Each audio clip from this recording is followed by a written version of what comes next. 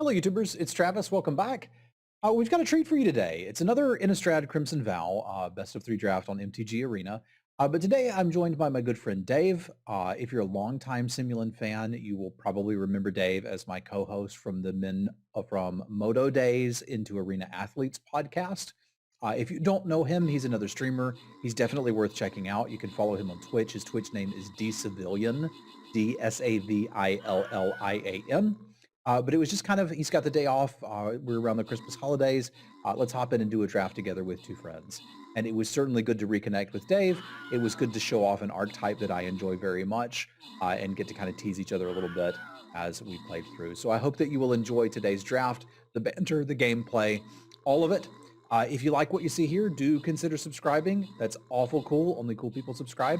And if you like, you can check out my Patreon if you'd like to support the content directly. It's got some rewards down there for you. Enjoy. Hello. Hello. I'm eating French fries, but I am present. Okay, what did you get for lunch? What was that, sorry? What did you get for lunch? I got a burger and some fries. From where? Just A&W. Okay. I heard Do you that... have down there, or is that a Canadian thing? No, we have A&Ws. And I heard recently that they were trying to battle against McDonald's by having a third-pound burger, but nobody bought it. So because people thought that a third pound Third was less than a quarter. less than a fourth. Yeah. So that was many years ago. It was, but the reason I'm bringing it up now is this is not a joke. Feel free to look it up. A&W is about to launch a 3/9 burger. That is amazing. So you can order a 3/9 of a pound burger at an A&W in the near future. And it is very obviously more than a quarter pound. Yeah. That's how you can tell. Beef with the Kills Old Metal ship with the assists rewards for Cortegos, Thengarth, Timber Tannel, Nexus, Allens, and Razmakadin. All right, so we're going to do a draft with Dave, and while drafting with the friendo, I usually don't run Stream Raiders because that can be just too much distraction going on. We're going to pause Stream Raiders for a little bit, hang out with Dave, and then we'll come back to it.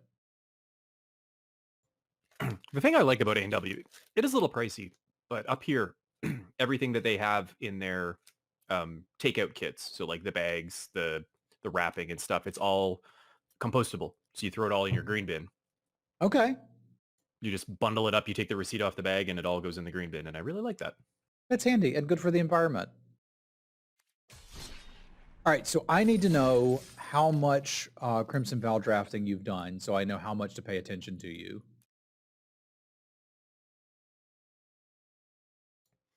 I have a 66.7% win rate in the format. Okay. But not like 50 drafts. You've done 50 drafts? No, not 50 drafts. Oh, okay. I've done like between 10 and 15. Okay, that's enough to have an opinion. Not a ton. Not a ton. And I haven't played in like 3-ish weeks, so I'm like way behind in like the meta. Okay, but I feel like that's enough for you to have an opinion and for me to listen to what you're talking about. Sure, I think your opinion's more valid than mine. I do too. So we'll get along there. Are you sharing your screen? Yeah, it should be shareable in Discord, right?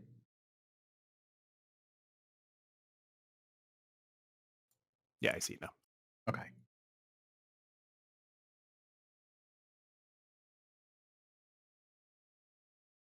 So start with the packs then. If you think my opinion is slightly more valid, just because I play more, you tell me what you're thinking, and then I'll make the call. That might be a good way to do it. Sounds great. I really like this format. I don't know why I'm not playing it that much. I think I'm just trying to like play whack-a-mole with all of my friends and get a lot of friend time in before Christmas, and I don't do that with Magic usually. Yeah, that's fair. Although, look at us right now doing some friend time with Magic. I know. I think you're the last mole I had to whack before Christmas. I'll consider myself whacked. But I do really enjoy this format. A little disappointed that I didn't get to play in the store championships. I was ramping up for that one, and then I double booked. But it was more fun because we had friends over to play board games. Okay, yeah, board games with friends I could see being a lot of fun. Although I still feel bad, like you sent me that copy of Clank and I opened it and started reading the instructions to my friends and they just laughed at me and were like, I'm not doing that. Man, the game is it's the easiest board game I own. Clank is literally the easiest board game I own. Yeah. They couldn't handle it. They were like, can we just do Mm. Jackbox? I mean, that's fair. Clank plays really well with two. It might be a good hanging out in with the baby, let's play a game. Okay. Watch yourself a let's play or a learn to play. There is I forget his channel, but his name is Rodney. He's a Canadian that does let's plays for all sorts of games. Like easily the best YouTube channel for learning how to play games. Okay. And I'm sure he's got a Clank one. He's got one for everything. Okay.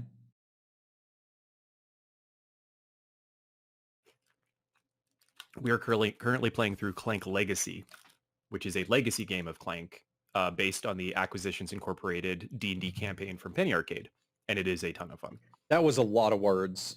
And individually, I understand what many of You don't them know any of mean. that? You don't know, I guess if you don't watch Twitch. I You watch won't know tons of acquisition. Twitch. Well, if you don't watch D&D on Twitch. I do not watch D&D on Twitch.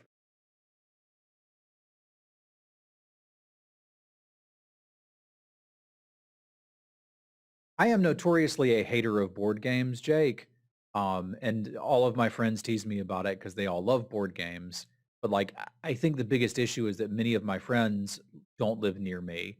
For example, Dave right now lives in Calgary. If he lived next door, hell yeah, I'd go play board games with him. But he doesn't, so meh.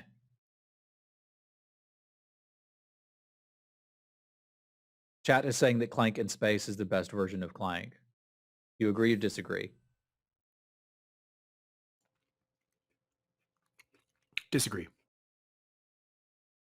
And that Clank is how Legacy is the Canadians heat best. their homes, with hot takes. Clank Legacy is the best version of Clank.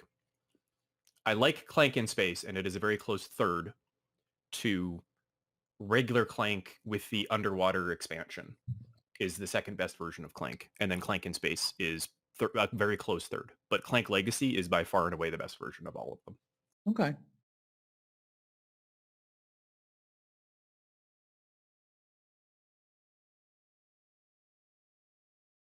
The voice is my good friend David Seville, former podcast host of Arena Athletes many, many moons ago.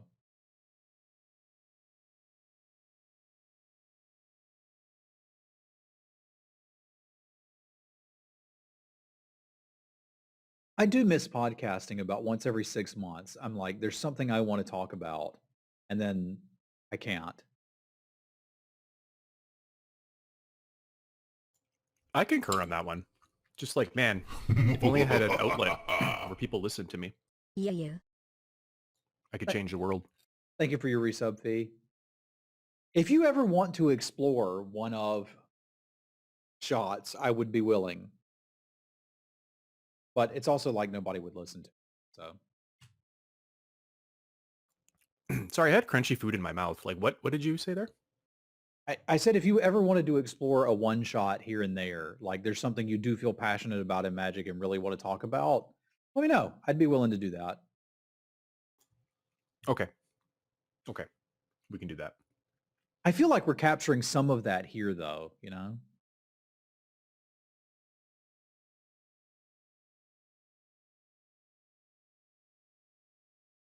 Yeah, this is like a podcast now. Yeah, but I don't have any hot takes here.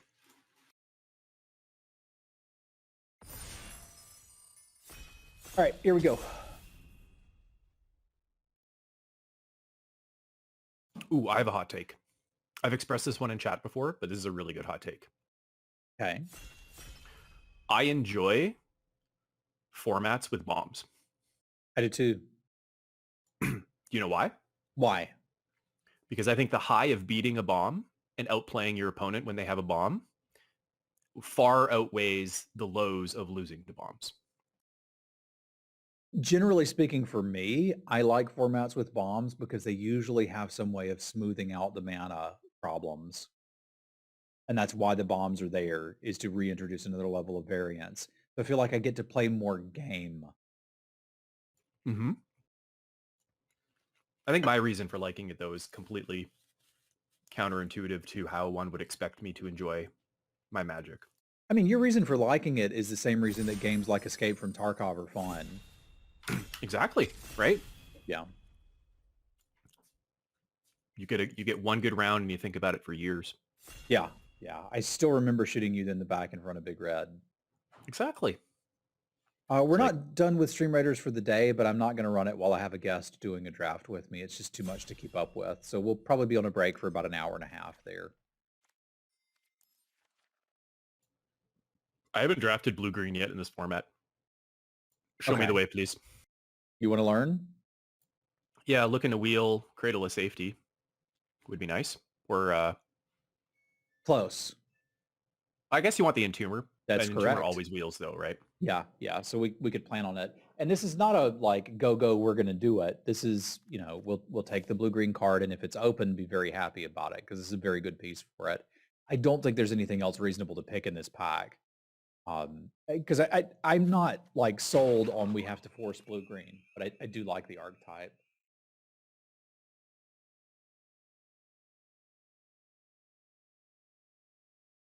What you like here?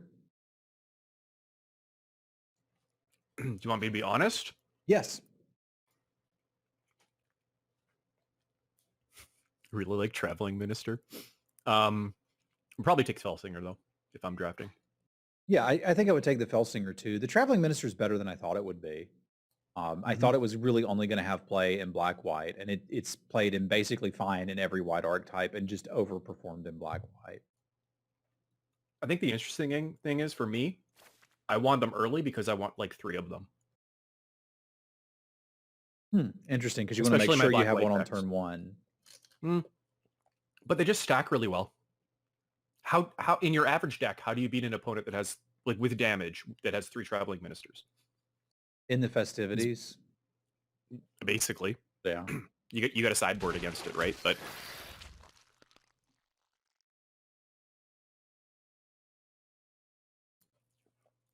Diregraph Scavenger is low-key my favorite common.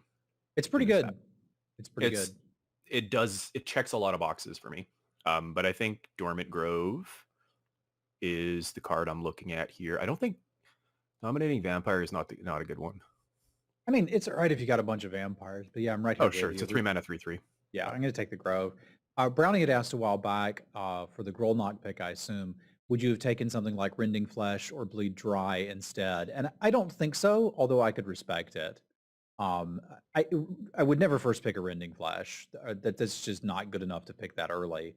Bleed Dry kind of is, but I still think I'd rather take the like premium rare here for the deck. I think the high is so much higher. The ceiling is so much higher than a Bleed Dry. Yeah, there's a Like, lot of things that trigger yeah. Grolnok.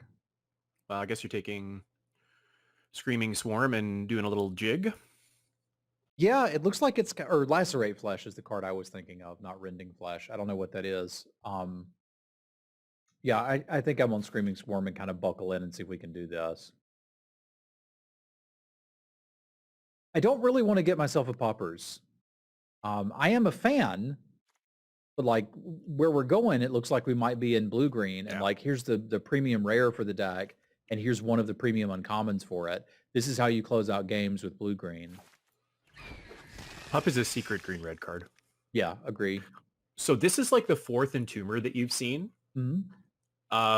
Suggests to me that you can easily get one on the wheel and probably don't need to pick anything in the next 3 packs in terms of picking an Entomber. So I think you can take a green card here. Agree. Is there a reason to think that we're potentially anything other than green-blue? Yeah, but I think you can take the Toxic Scorpion, and like the black cards aren't exciting enough, I think, to me to take them and think that we're green-black. Well, Toxic Scorpion goes in all green decks. Yeah, but I there's a possibility we could flex into blue black. And I think we need to be aware of that. Sure. I mean, Innocent Traveler being here pick 6 is kind of interesting to me. It is. I don't think the card's busted, but I do think it's probably worth considering some here. The other option would be to take something like the Doomed Dissenter, because if we did go into black, it would be because we're blue-black, I think. So I think I'm down to take a black card here. You might think it would be the Chainsaw, but if we're in blue-green, we're not going to need that to win. And if we're in green, I think we're in green-blue. But I think I like the Traveler unless you have another preference.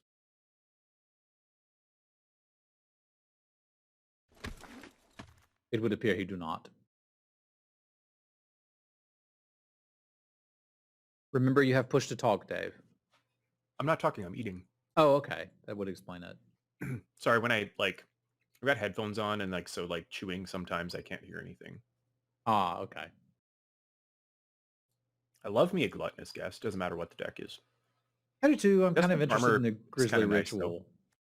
Oh, I missed the ritual. Sorry, I wasn't even looking down there. I think I'm on the Ritual. I'm on ritual. But I feel like this was the right call moving into black. And when you see an uncommon that late, like maybe give it some consideration. So we're almost to the pack that wheels, and we've got, again, a bit of a decision to make here, because I like Vampire's Vengeance, I like the Belligerent Guest, and I also like the Hookhand Mariner. I don't like these blue cards enough to take them here. Do you have a big preference here? Because I think I would lean the Mariner on my own. Out of those three, definitely the green card. We haven't seen a reason to be red at all. Yeah. This was our opening pack, and as Dave mentioned, we did wheel the Entomber, so we could consider that. But there is also this Gargantua here, so I feel like we're probably going to get another Entomber. I kind of want to take the Gargantua and see if we move into like a real black deck. I think we see at least one more Entomber in the next couple of packs, so I would take the non-Entomber card. Yeah.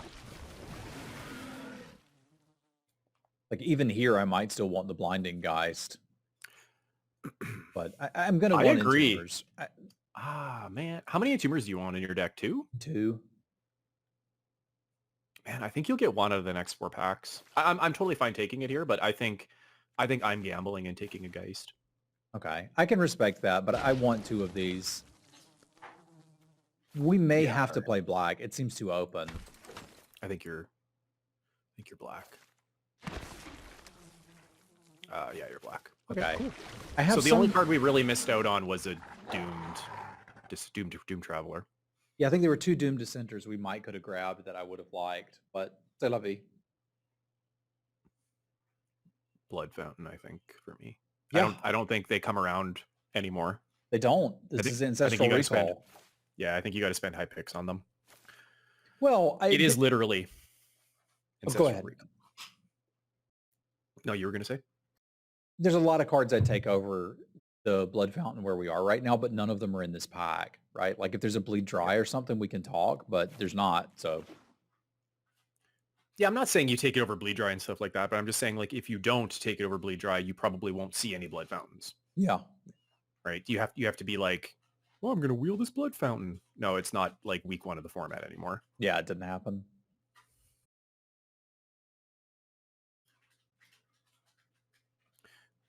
But like, actually, it's interesting because like I want to talk about installment plans. Like, there's a common. Ooh. Holy cow! Holy cow! What a pack! It's a good one. Man, I want that Scavenger. I want a second Blood Fountain, but I think diversifying is better than 2 Blood Fountains at this point. Courier Bat doesn't really fit because we don't have a Gluttonous Guest at this point. Although the 2 Innocent Travelers is pretty good. Sometimes they just end games. I think I'm on Traveler, Scavenger, Blood Fountain in that order, but I think they're all pretty close. I think so too. I again like the Traveler. It gives us a flying threat in black. This will be better if we get into green because blue kind of already has one, but I still think this is the call.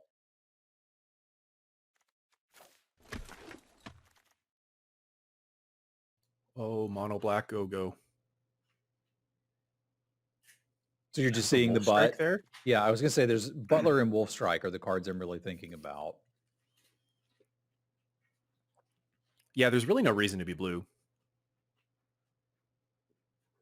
Especially when there's a Dormant Grove over here. So we could just take it and be pretty damn happy, I think. Like you have 2/2s and a Dormant Grove in green. And because your Entombers aren't really 2-drops. Like they're not doing anything for you. I mean, they can be, but yeah, I agree. Generally Not in speaking. this deck. Not in Yeah. this deck. And we've already got 2 Death Touchers. I don't see why we wouldn't just take the Wolf Strike and get into green-black. Agreed. Like, we could still potentially splash Home Slice, but I doubt I would do that. Oof. Kind of a bit of a dud here, but that's okay. We can take Evo Wilds, I think, and carry on with our life. We have too many 4s to really care about the Socialite, and Evo Wilds helps us get double black for our 4 and 5 drops, which we have 4 of. Yeah, agree. I like that idea. I also think it's worth noting that, like, I would play a Socialite in this deck. But I think your current 4 drops are probably better than the Socialite right now. Do you know what I mean? Yeah, I'm with you. So how do we feel about blue as a potential color now? I don't even know what that card is. I can't even tell. It's a blue mythic. Oh, that's a really good one. How did Yeah. that make it to you? I don't know. Oh. I mean, you're down a Wolf Strike. Yeah, I can be down a Wolf Strike. That's fine. I can splash it. We took an Evolving Wilds. Dude. Oh, splash the Wolf Strike, right? Yeah. Cool. Well, I mean, sometimes the pack sends you a signal. I really need to focus on picking every Doom Dissenter we see from here. But provided we do that, I think we're good. Mm-hmm. I'm planning on splashing the Dormant Grove too, if I can get another Wilds. I guess you take the Rejection just for some interaction. Yeah, we don't have a whole lot of removal. I'm going to take the Witness here. It's like, no, I need to be grown up and take this. I think you need 2. You're right. That said, I want to say how much I love this card. It's been really, really good for me. I guess just the random, like, plunking a 2-drop sometimes. And it plunks away the cards that do the things. Blood tokens, just nom 1. Like, it almost always at least gets a blood token. I don't know if we're playing this, but we might. I kind of take the 6/6 in case we're not blue. Do you know what I mean? I'm willing to believe if you're not going to play the Thoughts. Yeah, if you're not going to play the Thoughts is what I'm thinking. I'd take the Easy Farmer. We are farmers. Don't really want. I mean, your opponent's just never going to have any creatures on their board. That's awesome. Possibly. I'm not playing that in this color combo. I'd rather have a cancel. Yeah.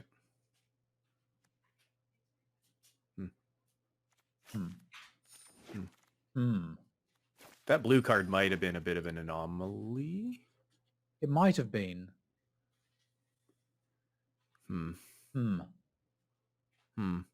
Why are we playing black? Blue. What was that? Why are we playing black? Blood Fountain, Stinger, 2 Travelers. I see what you're saying, though. Let's just imagine for a minute. Picture a world. Imagine a world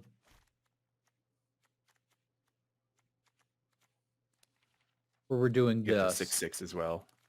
Yeah, get the hell out of there. Like, doesn't this look pretty good? Looks decent. Maybe you'll get a late chainsaw for your tokens, your 1/1s in this pack. You don't need it.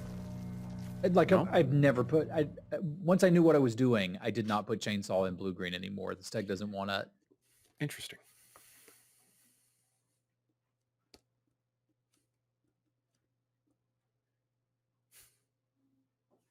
Man, I hate straddling in like pack 3 like this. It's not fun.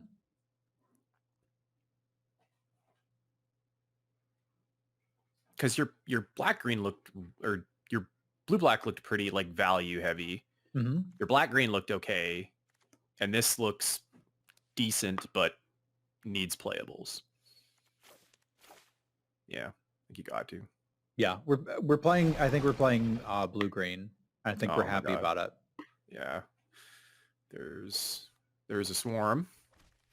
Swarm just has like cycling 1 in this deck. It does. Swarm is literally the the 7/7 with cycling in this deck. It kind of is when you get the Entombers, yeah. And Yeah, exactly. Yeah. this is coming together. This is about what I want for blue-green. I would like to find a mulch or 10. You have a Fear of Death you could play if you wanted to like run a Millipede as well. No, I Didn't didn't you take it. Oh, well, you didn't take it. No. You could probably run the Millipede, but who needs do you need all that beef? We could, but I've got enough beef. This is awkward, but I should still be able to find some of those 3/2s. And if I can get this 3/2, if I You're the can get best. like one of these, this is playable. If I can get two, it's actively good. Literally the best. Yeah, we should still be seeing Stitched Assistance. Okay, sure. We'll take a Suppository Scab because I can get back Rejection, Essence, or Wolf Strike, and it's another way to sacrifice the egg, and we're done. That looks good to me. Hey, we can even have 2 Suppository Scabs if we want them. How do you feel about a Suppository, Dave? Can't say I have any experience. Fair enough. I need the mulch. mulch. What do I cut for mulch? Dawnheart Disciple. Yeah, it's not really doing anything. Ooh, do I want 2? 2 mulches or 2 geists? 2 mulches. I leave that to you because I don't have enough experience with this deck. I think I like it.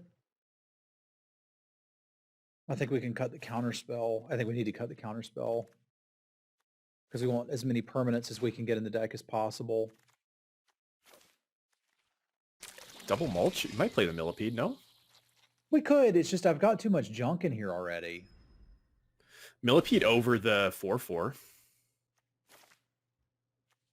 Which 4/4? The hook The Mariner. Maybe. I can sort of see that. It's just so much beef. bad. But I mean, that's kind of what we're winning with in this deck is beef. That's kind of what I'm thinking. How high is crawling? I don't know what how high means. It's a 3 cost.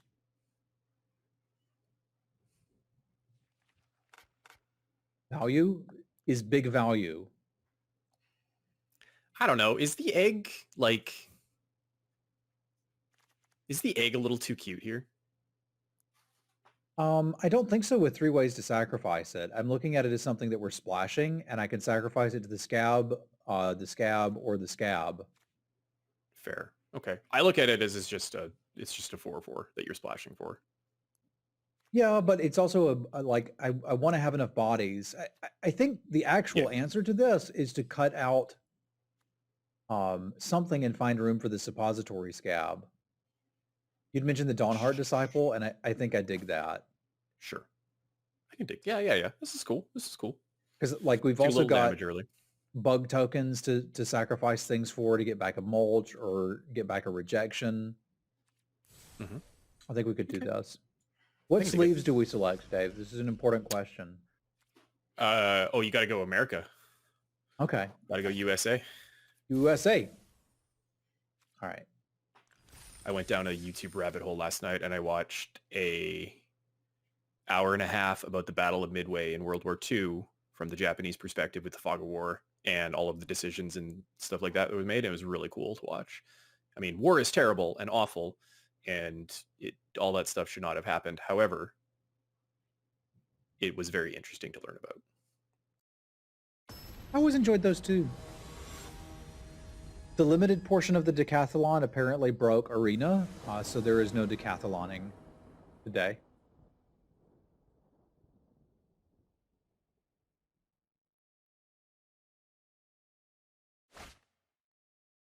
It's old.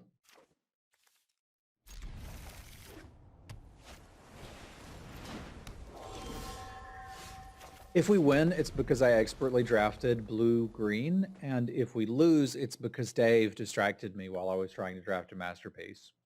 Yep. It's because I didn't go hard enough on telling you to stick to black. I mean, you might be right there.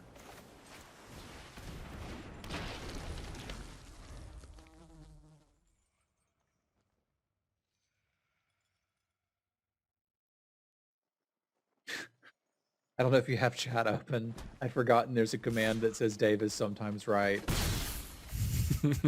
It's never been a more accurate statement.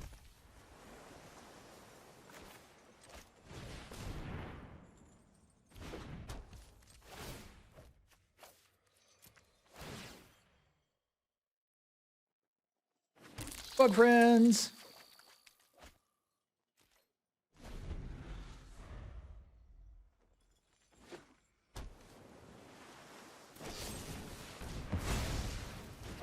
Excuse me? That main deck crushing canopy, though. I did not expect my canopy to get crushed. I was totally unprepared for that. Kind of surprised you discarded the Geist instead of discarding Screaming Swarm or I'm Revel Worm. gonna discard both over time. I'm thinking here that I probably want to do the egg and scries to make sure that we can hit some land drops. Because we kind of need them. The Lunar Rejection I dig, but I kind of just want to go land. I guess I could Lunar Rejection next turn and still hit that land. I could do that next turn and play a Toxic Scorpion. That's assuming that they play Werewolf, right? Because Taxidermist is human. Yeah, fair enough. I guess I'm assuming they're going to play a Werewolf. I'm not entirely sure why I'm assuming that.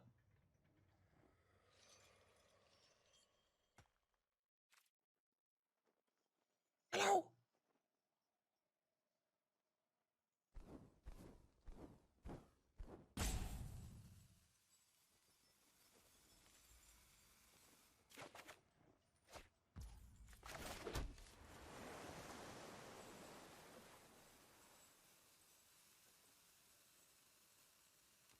Really doing some thinking over there.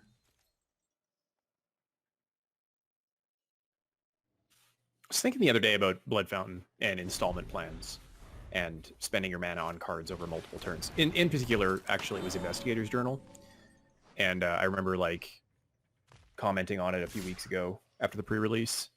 And somebody in chat was like, you know, oh, it's like 10 mana, draw 3 cards. And it got me thinking about how to describe the concept of an installment plan and why it's not actually 10 mana to draw 4 cards. It's only that much mana if you had other things to be doing with your mana. So if you are like, it's a way to like bank your mana between turns, and if you're going to lose it anyway, then it's not really costing you anything. I thought that was an interesting way to look at it, but I couldn't really like get it into podcast form, unfortunately. That is a good lesson that I think you can work with. It kind of reminds me of how Legends of Runeterra does this deal where you can bank your mana. Right, yeah, and you can like store up a little bit, like up to 3 per turn or whatever. Yeah. Yeah.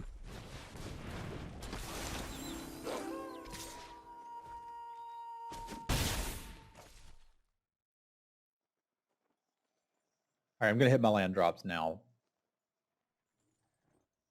Took long enough.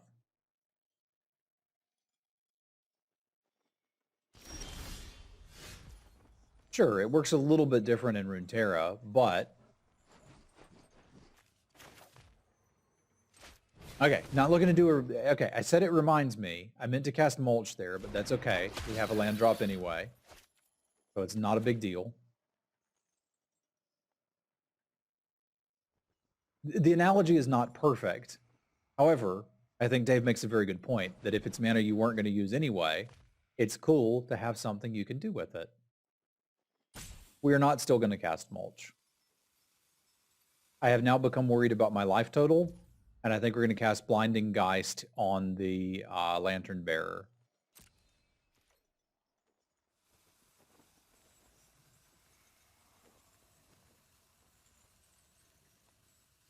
Blinded by the Geist.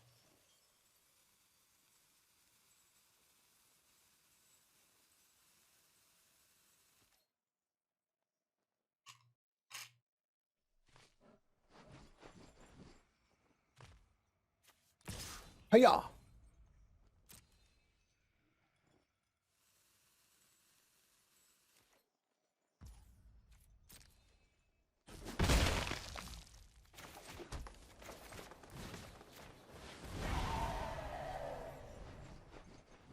They might have another Cradle of Safety, and if they do, we will eventually slam down a Bramble Worm and not care.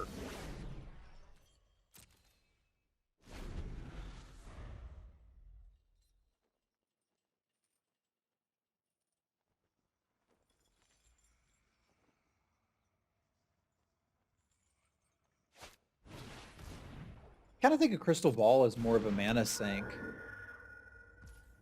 than an installment plan. Yeah, no, I'm talking about cards that you have to like pay to cash it in for something. So Investigator's Journal, Blood Fountain, things like that, right? Mana sinks, similar book, different chapter. There you go. Because like mana sinks, you know, are ongoing and you can use them continuously. Whereas like a Blood Fountain is like a one and done. So when I say it's like Ancestral Recall, that's probably closer to it being true than saying it's like 5 mana or 4 mana Divination or whatever it is. Is it 3 to activate? I forget. It's 4. 4 to activate. So instead, because, you know, the opposite of that is that it's 5 mana Divination. It's like, well, that sucks. And it's like, well, but it's not really, because on turn 1, if you play it, you're probably not doing anything else with your mana anyway. And provided you wait Right. to activate it when you weren't doing anything else, you're starting to get a pretty good deal. Yeah. So it's obviously not a 0 cost, but like the truth is somewhere in between, right? But I do think in that case it's closer to a Divination, because it's going to be a turn later in the game where it's just like, I have nothing to do because I have no cards in hand. I was going to do nothing anyway. Might as well draw my 3 cards. They might just be playing in full control Nexus. Some people do. I will frequently put a random stop on my opponent's end step. Like 20% of the time, I will just click on their end step and not do anything. Just in case something comes up, or to bluff. No, just to pause and give me some time to think before the next turn, but also to just not give them 100% information on what's in my hand. I'll even do it when I'm tapped out just to mess with them. Okay.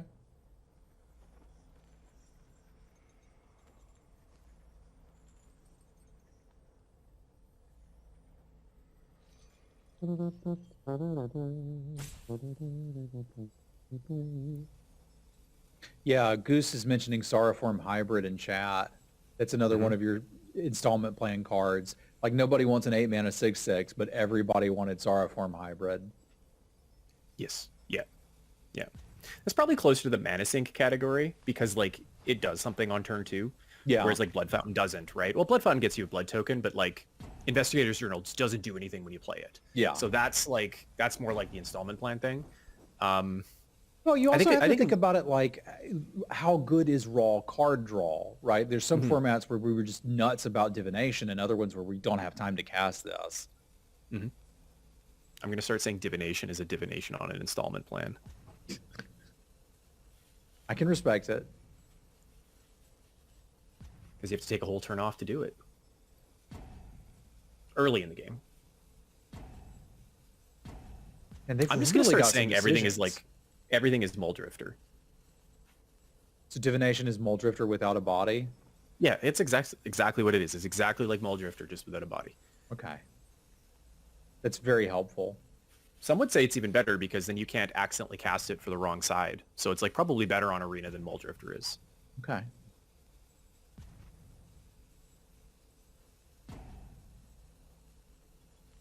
So opponent, I do respect the double splash dig up off the taxidermists when you can use dig up to get your splash color already. That's pretty sweet. Yeah, yeah. It's That's impressive. actually really sweet.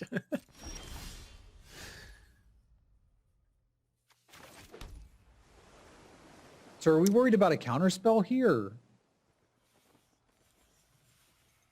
If you are, reject, I think we just reject the werewolf. reject, and then either play Millipede or Scab.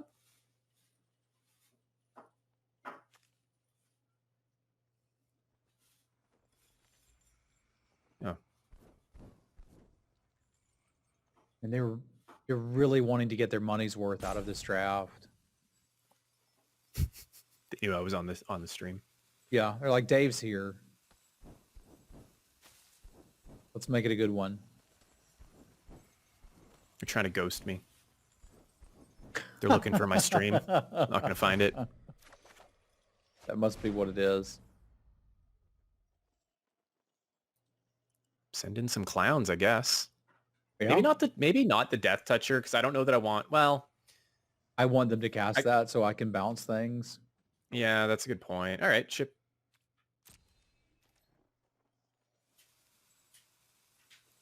I say ship it holla. Yeah, ship the whole thing. This also maybe tells us if they have something in their hand. Not by the pause, but based on what they cast. Oh, interesting. That kind of surprises me. Well, they don't know we have some bounce in hand. No, I mean, it surprises me just because they're like not blocking with the O2. Oh, now they are. Okay. I thought they'd clicked through already. They just needed some time to think about it, Dave.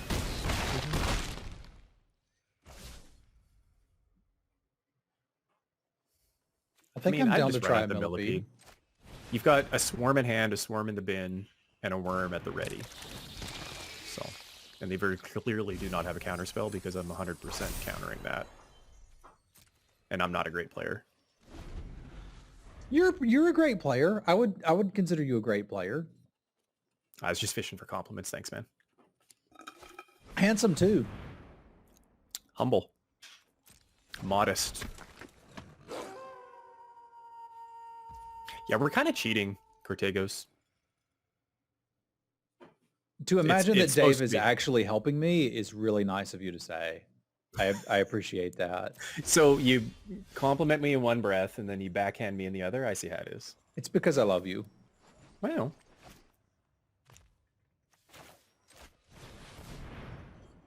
What are they doing over there? I don't know. They're just playing in... Oh, you know what? I know what they did. There was a plugin in the store that you could buy that turned your game into Magic Online. And they just don't know how to set their stops properly. So they have a stop on every step. I did that in Magic Online. Are you trying to make fun of me? How do we know there's a forest there? Oh, because of this. Duh.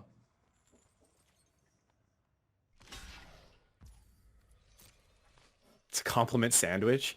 Chernoki, when we play Ultimate Frisbee, we have the compliment sandwich where if you're going to criticize somebody about a play that they made, you have to first compliment them on their hat or hair, and then criticize them, and then compliment them on their shoes.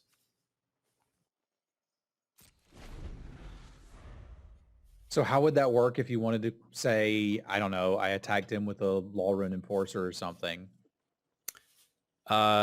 So Travis, your deck is incredible. That was the worst decision I've ever seen you make. And I really like how you set up your mana base for this deck. That's not bad, actually.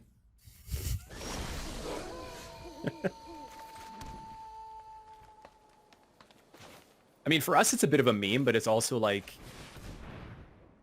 we really try hard to be constructive. And like, it's pretty easy to get critical in the depths of a game.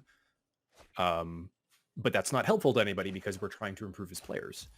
So it started off as a bit of a joke, but now it's just like, hey, I'm going to criticize you for something, and it's not because I don't like you. It's because I want us to get better as a team. And that's kind of how we approach it. I can respect that. There's more swearing involved, though, sometimes. I would mill Vam. We're going to turn those into 4/4s. Oh. Yeah. And I don't want to draw all that.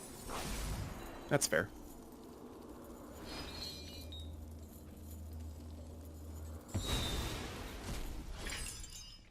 Oh, Uncle Cardboard, that's a good point. Never really thought of it like that. I do accept criticism better from people that I like know personally. It's not even just know personally, it's just like respect. Yeah, people that you know are your friend. It's easier to accept criticism from them.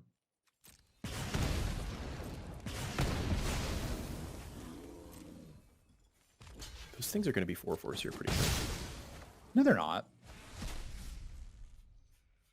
This is fine. Everything's fine. Like, they've got one Oh, it's creature. creature cards in the yard. I thought it Yeah. was just cards. Okay, that explains so much. I was like, why are those things not 4/4s? We're not gonna die here, are we? No, we're nowhere near dead. Okay, good. Okay, good. Just making sure. Just making sure. Just asking questions. They're good questions. But we've been waiting for this moment for all our life. Hold on. Nice.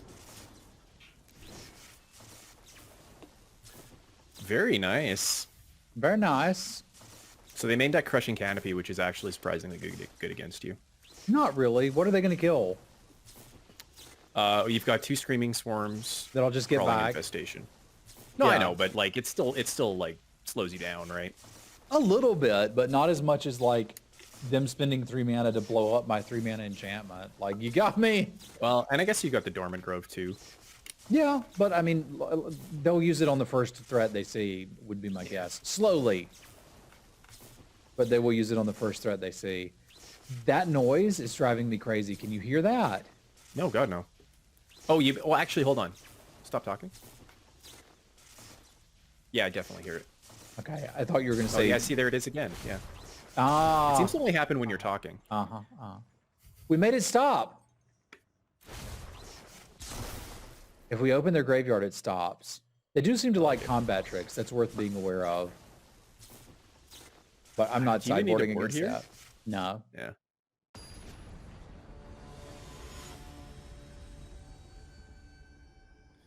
Actually, Uncle Cardboard is funny because, like, on my team, I did have a lady who's a very good player, and she's like kind of like the captain, co-captain of the team.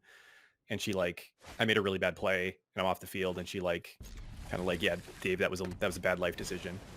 And then she's like, oh, I'm so sorry, you know, I shouldn't criticize you like that. I'm like, actually, you know what? I respect you so much as a player and like a member of the team that it actually means more coming from you, and I don't take it that way. And it's because like I've been playing with her for so long that it's like she's just a random person on the street. I'd be like, yeah, you know nothing. But because that, you know, we have that relationship on the field, that I can easily accept that and not take it personally. I think that's tough for a lot of people to do. Yeah.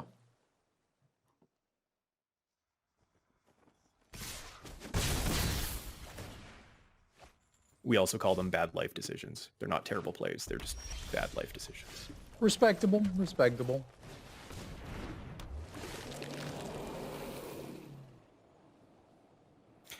I don't need those right now. I was almost gonna say, do you want to keep one? But I don't know. I don't have to like it, but I think you're right. Because you do have the double blue and no mulch in sight. I think if you had a mulch, that would be okay.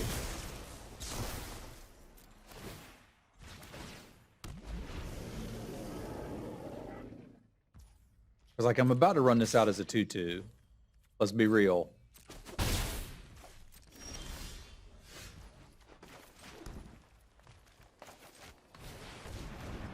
I mean, it is what it is. 2/3. Not the worst. Plus a I've seen Geist in worse. the yard. Yeah, we'll take it. It's not bad. I think they're incentivized to go in on the bear and try to hit their land drops here. So this is actually working out really well for you. Yeah, I'm pretty Decent happy. chance they discard the hand size here. Actually, they have to discard the hand size. Unless they go like Mountain Shock. Or Island Lantern Bearer. Or Island Lantern Bearer, yeah. Nice. Nothing like making them discard the hand size. Well, expertly navigated there, sir. Thank you. I'm only winning because you're helping. I'm not. That one I know is a little Sem Kappa. I'm glad we have a Sim Kappa now. It makes me happy.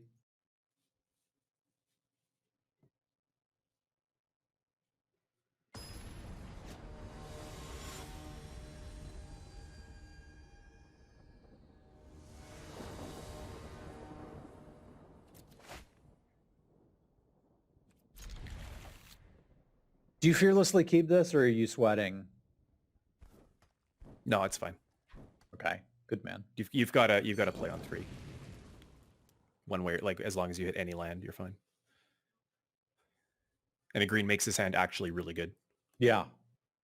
Like again, I think the upside of hitting is like I think you're very far ahead against the random average hand. And I think the upside is so much. I've been looking for a term for this where the upside is significantly more impactful than the downside is bad. And I don't know how to describe that. A calculated risk. It's kind of calculated risk, but it's a risk where like you're trying to hit a home run, right? Like in this case, if you hit your land, you're very much likely to hit a home run. And if you strike out, you know, you're going to strike out anyway. It's not risk versus reward. It's a general catch-all. I was talking with TGM, the game mechanic, about this last night when we played Diablo. But it's like, it's where I described that, like, I like this format. I liked beating bombs more than I hated losing to bombs. And I can't think of a term or a phrase to describe that. I think it's the impact. The impact of beating a bomb is more to me than the impact of losing to a bomb is. And I'm just trying to look for a better way to describe that. Because there's lots of times where that comes into play. It's not expected value. It's this word.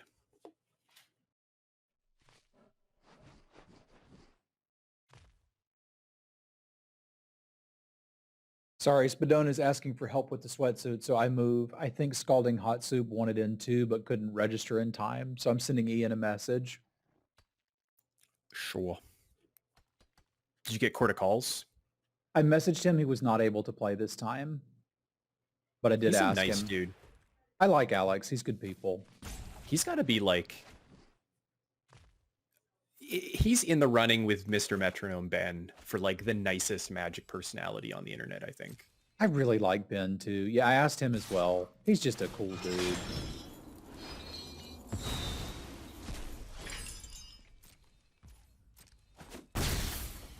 How cool was this turn? It's pretty sweet. Pretty sweet friggin' turn, man. So, this is how you blue-green. Yeah, I see that, hey?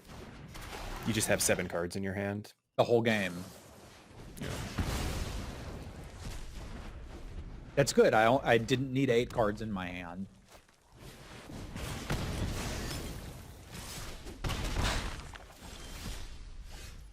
So this is... large. Arbitrarily large, I think is the word I'm looking for. Large and impossible to be dealt with in green-red. Next turn, I'm looking at sideboarding. Yeah, I think so. Okay. Huh. Spadone, you should be getting a message in Discord from one Scalding Hot Soup. This is an excellent limited streamer and nice guy. So, Ian's gas. When I went to GB Vegas, whatever it was, 2 years ago in the pre-times, I got to play his like proxy cube, partially proxy. Was it all proxy or partially proxy? And he has like the best cube setup you will ever see. He had colored deck boxes and dice and basically little bundles for everybody. And all the cube packs were like pre-boxed in the I forget the name of the company that makes them, but they're just like cube packs. You put your cards in and you like fold it over or whatever. But like everybody had their own color, and you got this entire setup. You got a deck box with your color. You got the dice with your color. I forget what else. There was something else that you got in your color, and it's just like high production value. Yeah, I did a chaos draft with Ian and a couple other friends at a GP.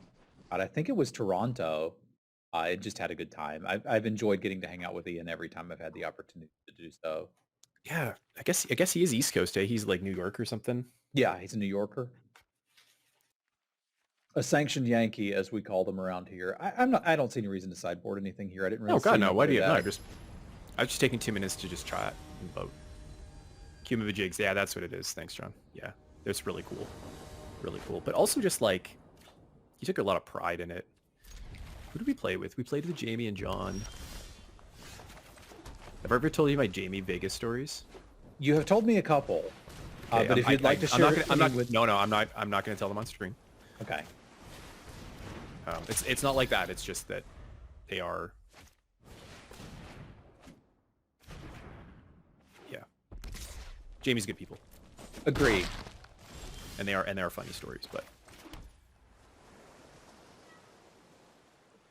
I mean, I love playing this into mulch, but I kind of like just like let's block, yeah, draw that. I think you could do with a land.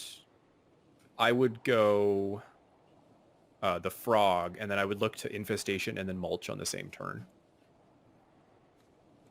I like that. I like that a lot.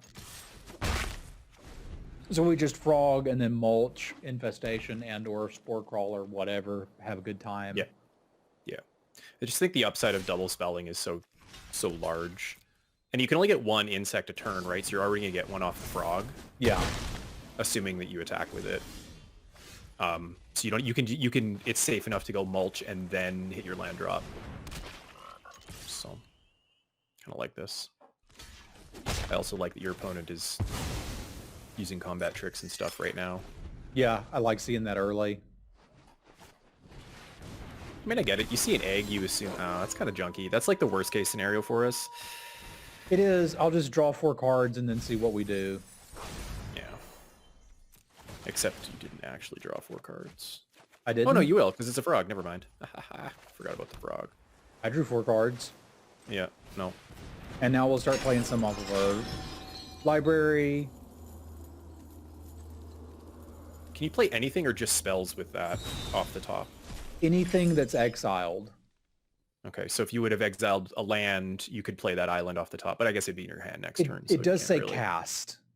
Oh yeah, okay, so yeah, so you can't do lands, but anything else is fair game. Mm-hmm. Gotcha.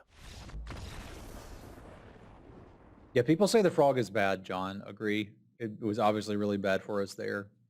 Does anybody still say frog is bad, or was that just like week 1 when nobody knew how blue-green worked? And you looked at spider spawning and said, sorcery speed, why would I play this? There's a ton of people that just have never bothered to figure out blue-green, which is why I can do this.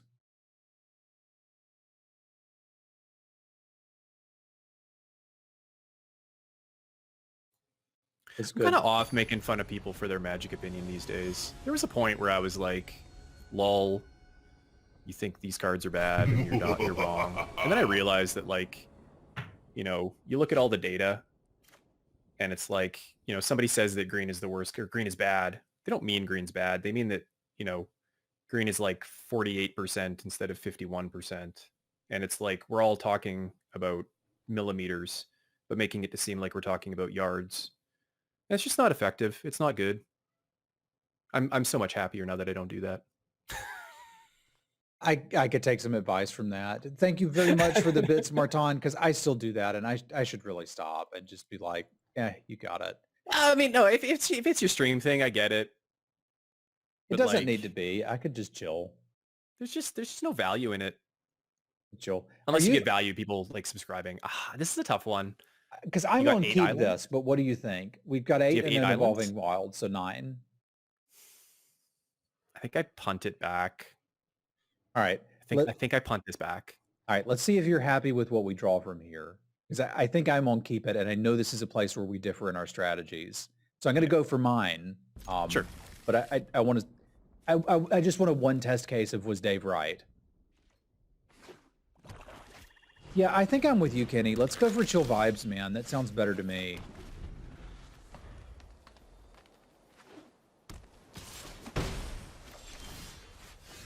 Cool. Got there.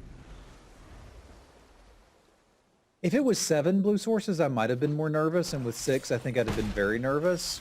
But I'm always with the idea that, like, we could draw 2 drops that are green or a blue source and be happy.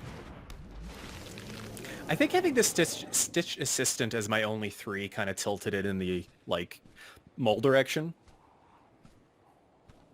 I can see that. I don't think I actually need the Entomber. I was going to say, yeah, I think I keep Strike, Bin, and Tumor. You're going to have a 4-4 and a 3-2 next turn. Yeah, that seems fine. And we get a card deeper.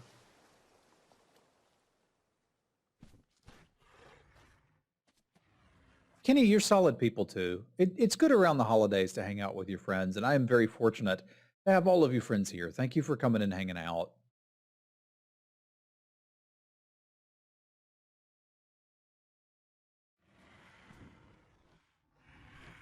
Don't you do it. You stop.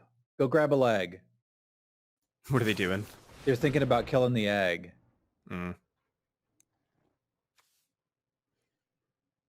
Can confirm.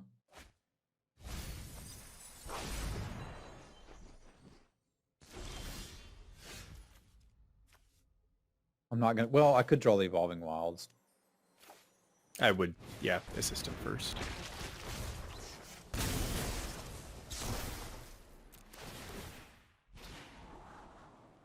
Yikes. That's awkward, isn't it? Gotta bin it. You can't play it. Why not? I'll cast this next turn. Wolf Strike something. What are you casting next turn? We can play the Blinding Geist, or we can Wolf Strike. Okay. I guess it's fine. Okay. Our board's insane.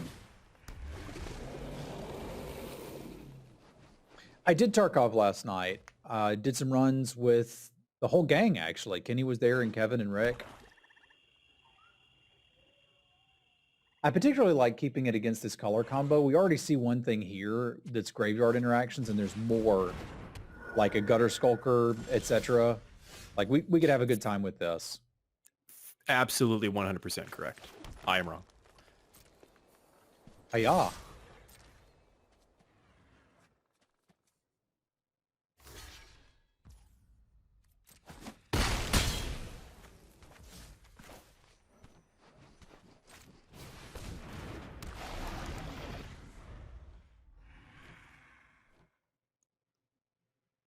I don't think you're wrong. I think it's a more cautious approach.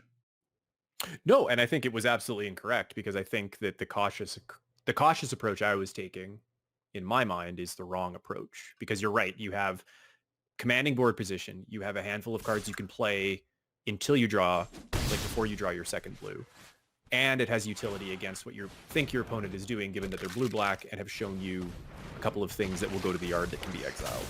So I think the cautious approach is 100% wrong. And I'm okay saying that because I am confident in my, I was going to say masculinity, but that's obviously not the right word. I am confident in my abilities as a Magic player to know when I am wrong and learn from it. You reckon they double block me on the Serpent? I reckon if they do, they lose a lot of value, or they lose a lot of stuff, so I would go for it. Yeah, I'm nervous the with the... Yeah, I'm nervous that they just block the 2/3/2s, and I don't really want that to happen, but I can deal with it. You draw a card. I'm fine with this. I guess I could see just attacking with the 4/4 and the Sport Crawler. If I hadn't not made a land drop yet, I think I would like that more. Do I just want to... yard? Do we have anything in our yard? Oh no, we're not stacking it. Never mind, we're not stacking anything to scab. Yeah. I might just play at the Geist. It's not blocking, it's not attacking, and this is not getting countered if I do it now. That's fair. Yeah, that's fair. I like the Geist because it's a 3-power attacker next turn. And there's a real good real good chance that you could Wolf Strike and hit for 7, put him to 6. I mean, that's fair. You are at. Closer to thinking about closing out the game. But now I'm not. Now they gain 2, and now it's like, now we got to pump the brakes a little bit here. Now you got to Wolf Strike the 3/3 at some point.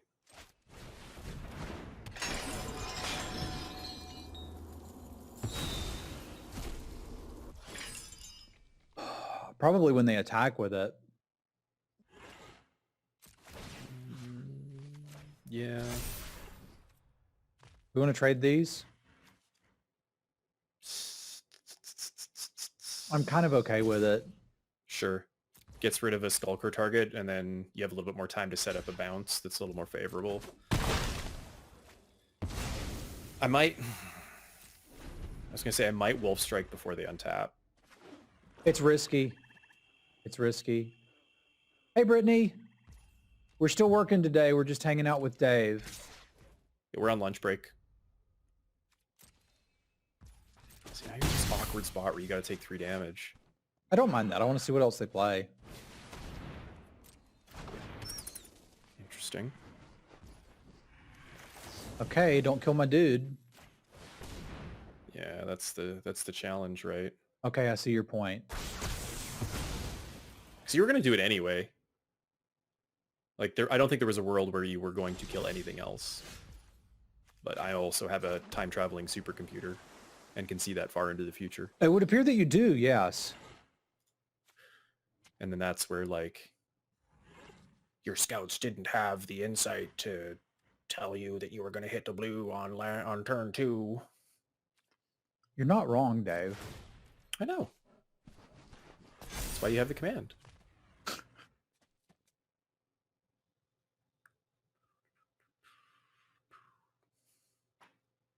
They can't have anything important over there because they would have killed it. Oh, that makes sense. That makes sense.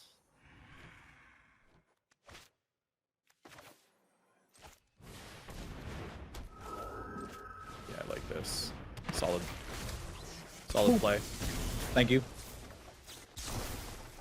Nice sequencing. I think that's what I want. I guess the downside of this is that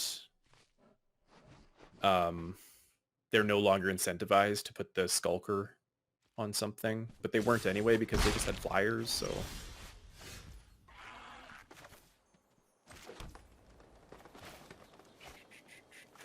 It's a little awkward. Well, I mean, we're killing that and attacking. Probably Geist up the bat then, if you're going to do that. Yeah, okay, I can get behind that. Just so you don't, like, go too low. Like, 5's pretty good, but 3 is pretty scary against a black deck that has Scavengers. I'm with you. And you weren't untapping your flyer this turn. This is nice. Nice. And next turn we They do do have have- everything Vigilance.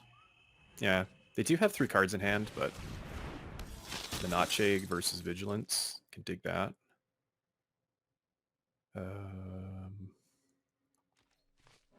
That can just get bounced, and we can get close to closing this out.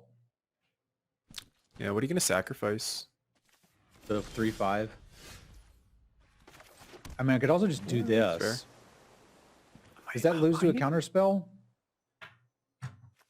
Oh, it's on top. I thought it was in the graveyard. Yeah, that would actually lose no. to a counter spell because they could counter it, untap, transform this.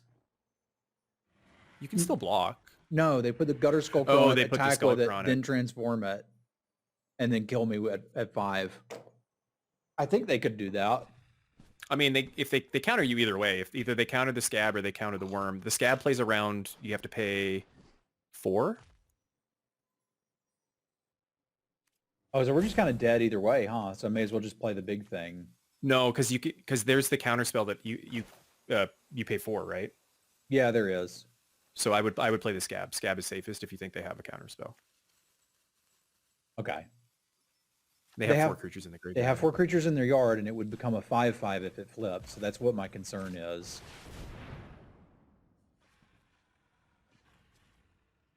And then they kind of have to block here with the bat, which is great. The enchantment is a 3/6 that gives our dudes vigilance. So this is, I would rather lose the 3/5 than the 3/6.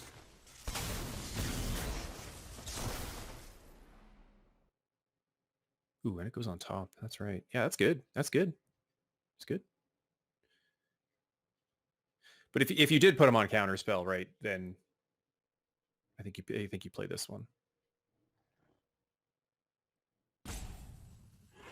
Yeah, that's fair. We are going to exile something when we attack. Plus,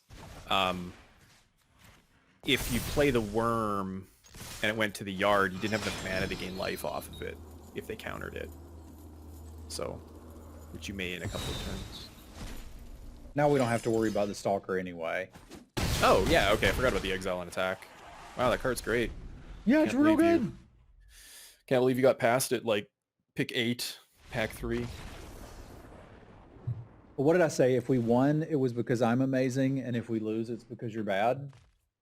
Yep, exactly. Okay. So they've got a Dreamsicle Geist. I didn't really see anything that made me want to sideboard much. I mean, I love sideboarding in best of 3. There's just not actually sideboard for this deck. No, we took too many black cards. I'll be right back. All right. Well, if Dave's going to be right back, I'm going to be right back. Be right back. Yes. Excellent. We're both back. This is good. Okay, let's win this. Clean. Clean.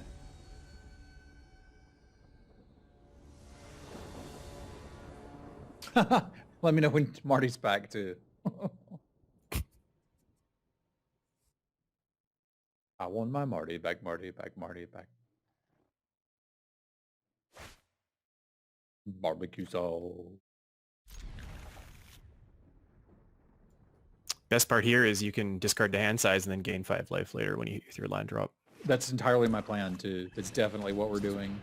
Solid. Solid plan. I love that mulch is even great when you miss. In this deck it just is. Yeah, and just put a bunch of like creatures in your graveyard.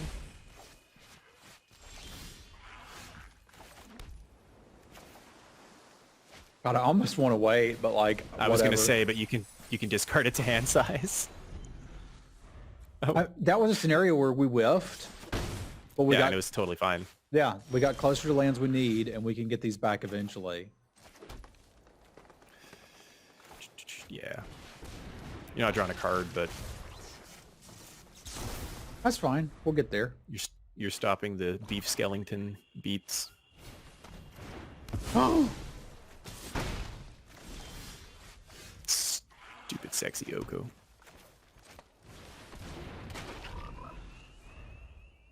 Riveting gameplay.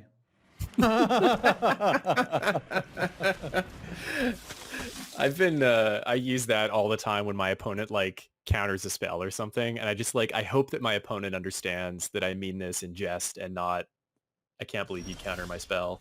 Yeah, that was good. That was good. Yeah, the frog still has to be here, so you can't just jam frog shenanigans. But you can, for example, cast a mulch. So like attacking isn't the only way to trigger it. It's okay, Dave. We're going to be fine. No.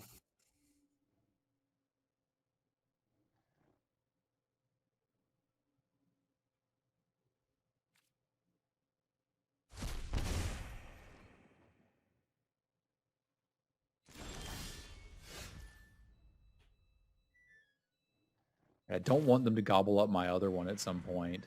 I don't really want to draw it yet either. Here, let's do the thing with the stuff.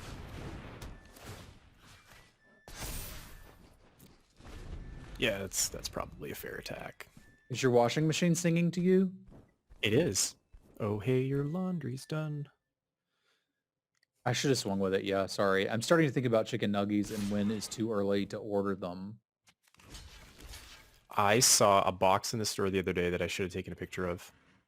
They were like vegetarian nuggets. So whatever they're made out of, I don't know, like rubber and tofu. And they were called nugs. And I thought of you.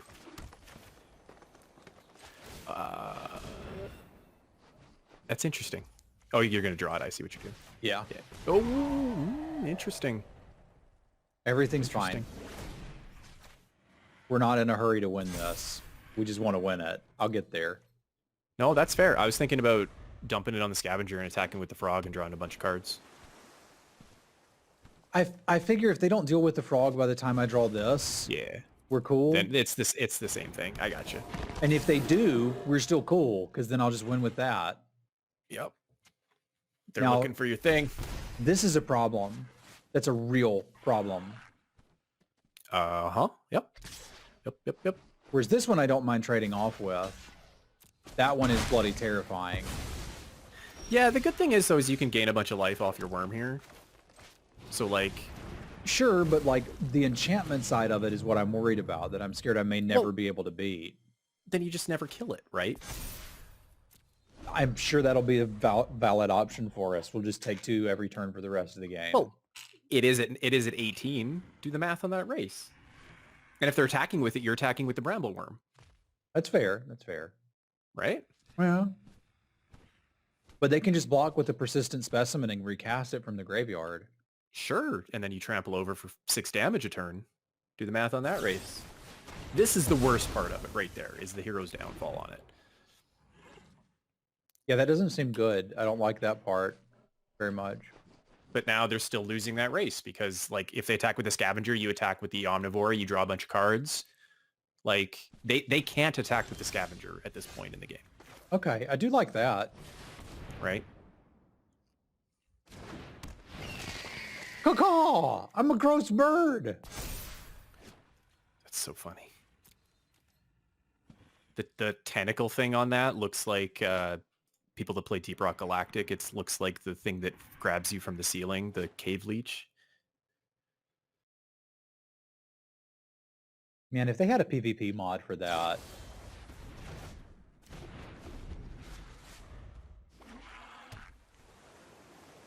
So now they copy a flyer, and now it's a little scarier. Is Because it now though? you can't. Well, now you can't attack if they copy your flyer, right? Kind of, but like eventually I will draw the Wolf Strike. Yeah. Oh, okay. Well, that's cool then. Just casually nug them for a bunch. Yeah, I'm down with that.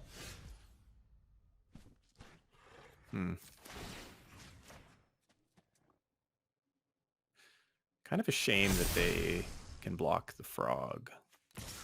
I want to tag with the frog. We'll just make this attack and draw 2. Yeah, no, I think that's right.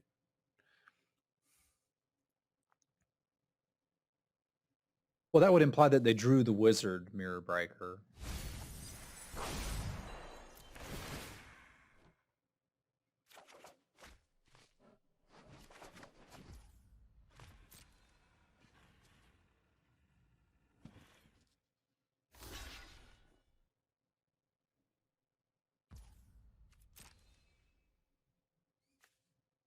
Oh, I see what they're doing. Ah, clever girl. That's a Jurassic Park reference for those that aren't sure where that's coming from. Vampire's life finds a way. So we do need to, in relatively short order, find our removal spell, which if we hit off of the mill, we can't use. Yeah, I was going to say, like, you've got, and this takes a turn to trigger here, right? So you've got a couple of turns here to 3, 1, 2, 3, 6. It's a concern, is all that I'm saying. I think I ship with the Swarm, obviously, the Scorpion, maybe the Grove. Yeah. Yeah, they've all got to go. Give yourself 3 looks. Yeah, give yourself 3 looks at it. Gosh darn it. Dag nabbit. Okay, now we need a suppository. That's unfortunate.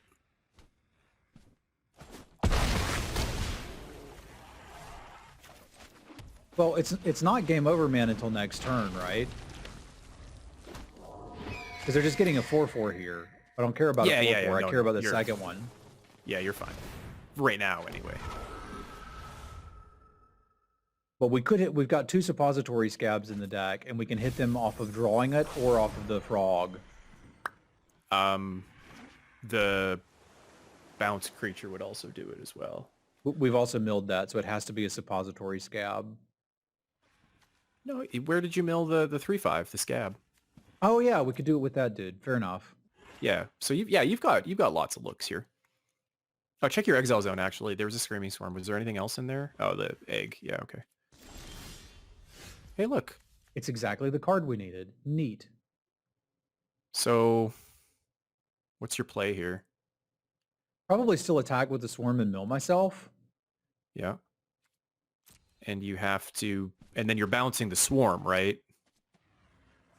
I'm going to sacrifice my swarm to get back. Oh, I see. Yeah, yeah. You're going to sacrifice your swarm, and then you're going to get Wolf Strike. Yeah, yeah, yeah. I got you. I was thinking getting back Lunar Rejection, but that doesn't make much sense. Actually, no. Lunar Rejection might make more sense than Wolf Strike if you're going to kill their 4/4 flyer. Because it's just a token, right? Yeah. But yeah, I guess that makes sense.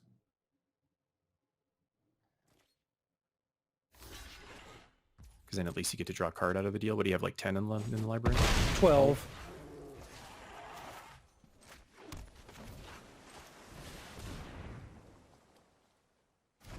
The thing is, with Wolf Strike, I can do it and still hold up bringing this back. That is a very solid point. So I think I do the Wolf Strike. And you don't need cards anyway, right? I don't think so. Yeah. Get the Wolf Strike. He's good call. He's good call. Let's go ahead and do it. He's correct.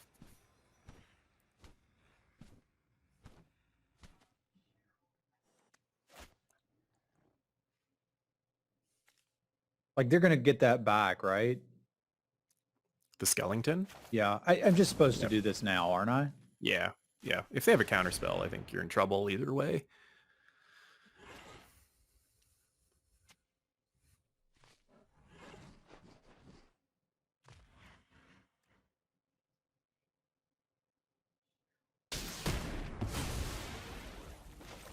Oh, Rock is asking about DRG. They, yeah, there's Grab You from Ceiling, Nightmare Fuel. Cave leeches, they call them. They're like brain-looking things that reach down at it with a tentacle and grab you. I enjoyed the games that we played. It's very fun. No, it's not PvP, but some fun friend experiences with that one. Agree.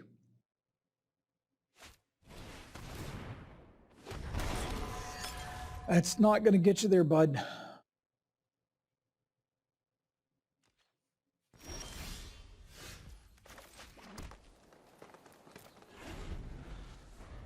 How big that got? Not that big. Why does this tree not have reach?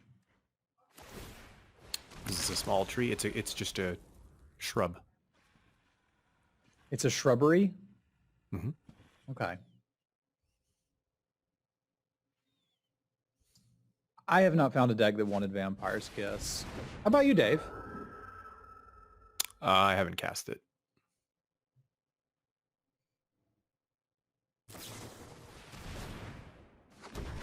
Opponent's kind of going off here. A little scared. Yeah, they might be able to do something.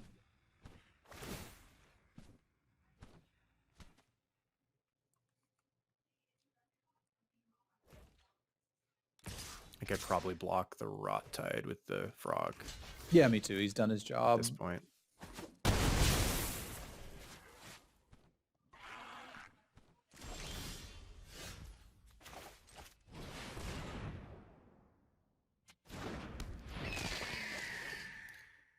Oh, the Vigilance is extra nice from the Grove. Yeah, I think so. And I think I'm ready to mill them instead of me now. Yeah, I think so too. Like, even though they could have value, I'm starting to get to the point where I'm nervous about running out of cards now. Concur. Yeah, we drew like 500 cards off of the Frog. He did his job.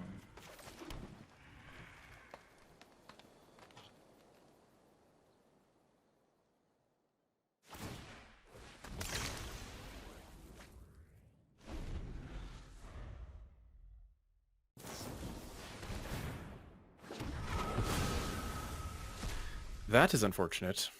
That might spell... Disaster for us in Sacrifice. Yeah. That may be...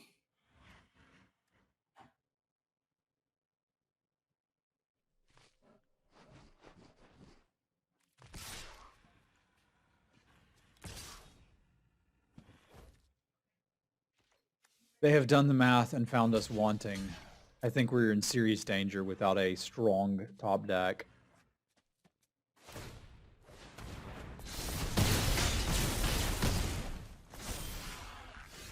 Evolving Wilds is not a strong top deck. What have we got left? Nada. Nothing really. Well, that sucks. Yeah, game 3. That's why we do best of 3. Is it though? I mean, if you didn't want game 3s, then you'd play best of 1. Fair enough. And I don't want best of 1. I just liked the idea of the clean sweep. Love the 3060.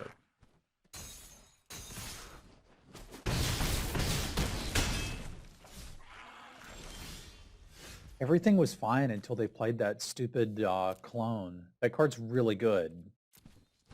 That's where things started going downhill. So how do we beat that clone? You exile it.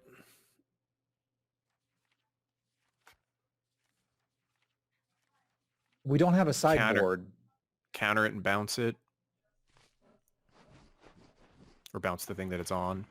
Yeah, we don't have a sideboard, do we? No. Yeah. Just looking at Siphon Essence is the only thing that I'm looking at. But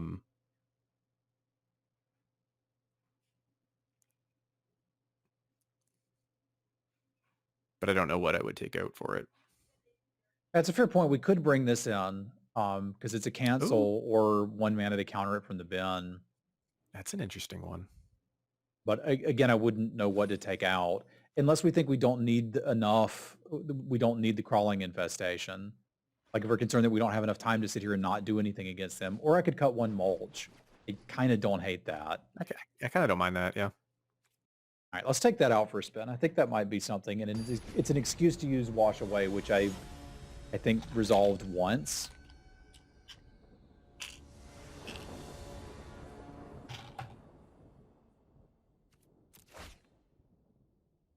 Ooh, lordy. I can't do that on the play. It's a lot of hands I'll keep. That's just not one of them. This one, though, has potential. Because we can make up the card advantage. Mm-hmm.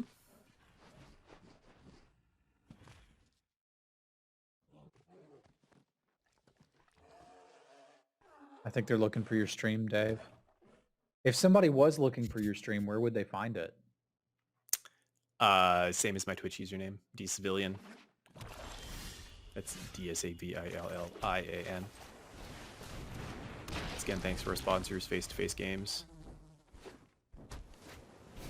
Sponsors are not face-to-face games. It's Cool Stuff Inc. Sorry, that was a throwback to the podcast. Sorry, Cool Stuff Inc. I do not represent Mr. Travis Semulin Sowers or any of his subsidiaries.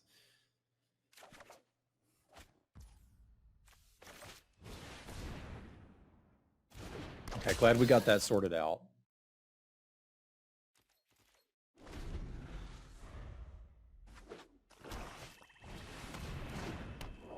What do you think of Wonderlight Spirit?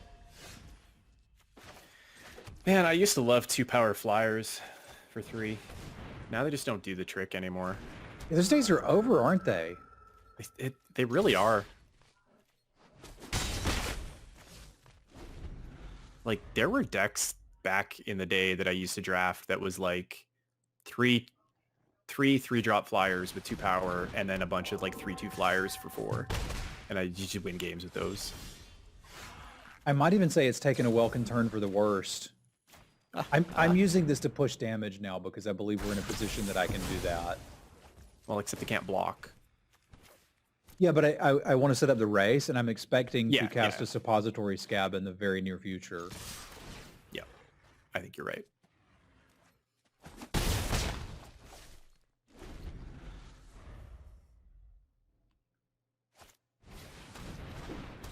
Yeah, look at them. They changed their deck. They saw you had no reach. They saw you had no game, Travis. How does that make you feel? Pretty powerful. Pretty good, eh? Well, There's no reason to keep the Entomer back. yeah. I mean, yeah, whatever. They're not blocking. Or, I mean, they block it either way. Either it's not getting through is what I'm saying. Yeah, agree. So the option is I could suppository scab and just get back the kill spell. Let's do the Or, math. so that would give me 6, 7 damage next turn. I don't quite know how they're going to recover from that. Yeah, I keep forgetting that it's a 3/3. Like, that's... I think I like that line. It's better than the frog. The egg's really good. I get that, right? But that's 2 turns. You're attacking with the scab next turn. Yeah. Yeah. And if they play a scavenger, you pump the brakes a little bit, but you can still smash. Right? But you just have to, like, you're not just winning in 2 turns. You're now winning in a much longer period of time.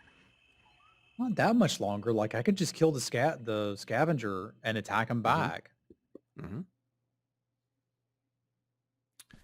Yes, sir. Yes, sir. I want to capitalize on the ability of the Wonderlight Spirit. God, I'm so good at this game. You kind of are, yeah. I'm so good. Like...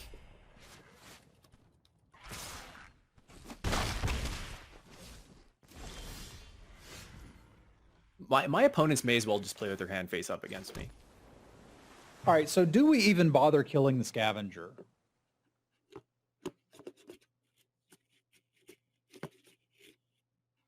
I don't see much of a reason to.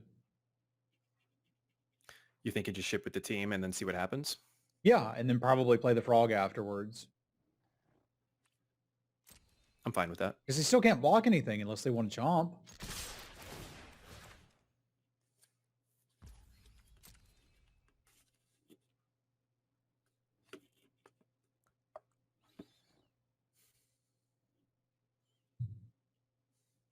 It's not a vampire bat, is it? No.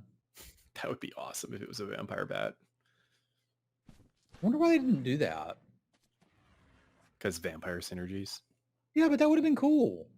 It would have been great. So they are... Oh, they don't have any... Yeah, so they can't gain life, right? Invitation. Not without, yeah, Just not makes without them unblockable. vampires. So I feel like this is our line. We'll just kill a blocker next turn and kill them. 2, 4, 6, and hope they don't have double Vampire's Kiss. They don't have double Vampire's Kiss. They showed us one, right? Yeah, they did. Yeah, okay.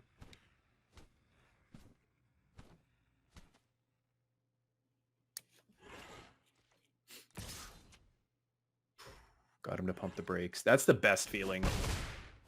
That is the greatest feeling. They have Bleed Dry. They I'm could have guessing. Bleed Dry. This 99% feels like Bleed Dry to me. Or at least there's no downside to playing like they have Bleed Dry here. Okay. So if we think they have Bleed Dry, how does that work? We swing team? Yeah, I think so. I think you swing team, neg the scavenger, let them figure out how they're blocking. Okay. And you might even draw Lunar Rejection. You can get the bat out of the way. We can't draw. Oh, no, Lunar sorry. No, yeah, Rejection. it's permanents only, Yeah. right? It's permanents only.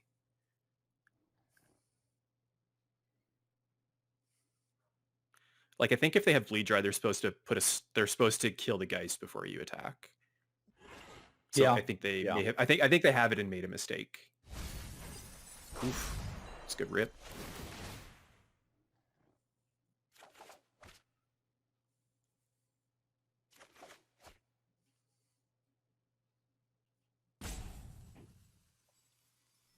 Because you haven't played a land yet this turn, right? Now you can go Egg plus Wolf Strike and play around Bleed Dry.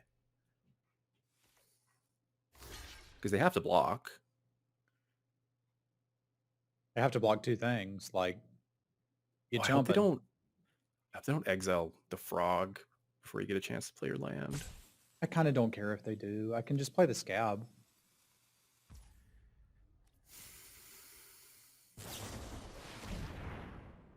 You sure can read them like a book. Do you Wolf Strike in response here, or do you bounce something? Or do we care? Might not care. Yeah, I might not care. I think I Wolf Strike in response, actually, because that leaves me with power on the board. They don't have anything, right? Like, we're going to connect and put them to 1. So kill their flyer then maybe? Or their flyer can't block. Yeah, kill the scavenger. Yeah, we kill the scavenger, and then next turn one blocker ain't gonna do it. Yeah, I really can read them. There's just Geist one their thing. can't block, and that can't do anything either. I had in my mind that Geist was 3 mana to activate from the yard, so yeah, I definitely like this play now if you can do both.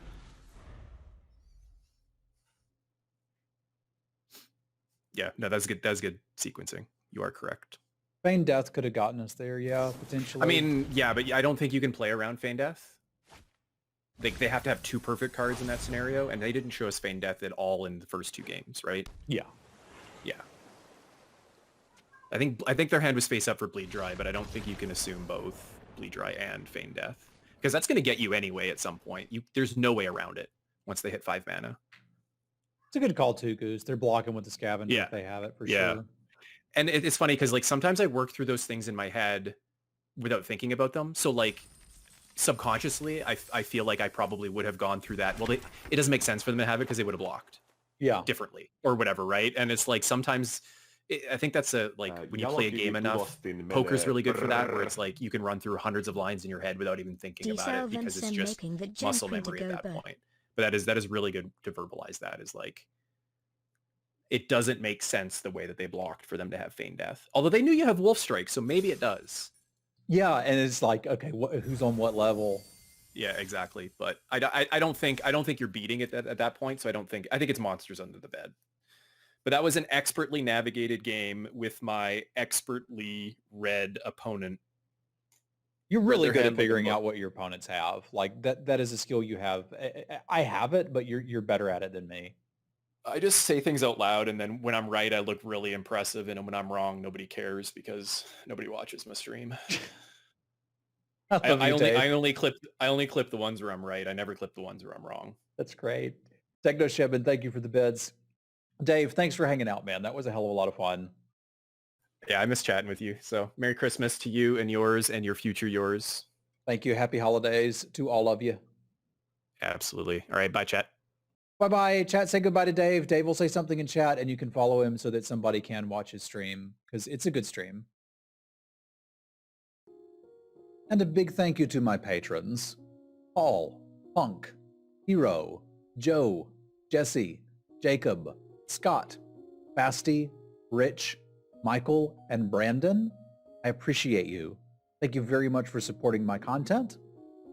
I'll see you soon.